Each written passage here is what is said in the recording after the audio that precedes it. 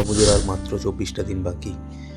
আর দুর্গাপুজোর আগে মা দুর্গার একটা ছবি আঁকবো না, সেটা তো হতে পারে না। আজকে যে ছবিটি এঁকেছি অয়েল প্যাস্টেল দিয়ে আঁকা, এই ছবিটি প্যাস্টেল পেপারের উপর আমাদের যে ক্যামেলের 50 সিটের যে অয়েল প্যাস্টেল হয়, ওই অয়েল প্যাস্টেল দিয়েই করা।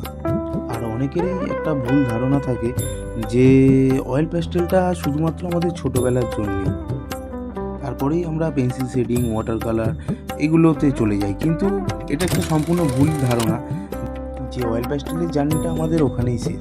কিন্তু শেষ নয়, অয়েল প্যাস্টেলে অনেক ভালো কাজ করা যায়, অনেক ভালো ভালো কাজ করা যায়।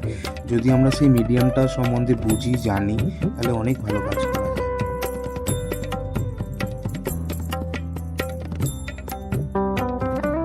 তবে কাজটি কেমন লেগেছে কমেন্ট করে জানাবেন, আর চ্যানেলটিকে সাবস্ক্রাইব করে দেবেন। চলো তাহলে দেখা হচ্ছে আবার কোনো নতুন ভিডিওতে নতুন পেন্টিংয়ের সাথে।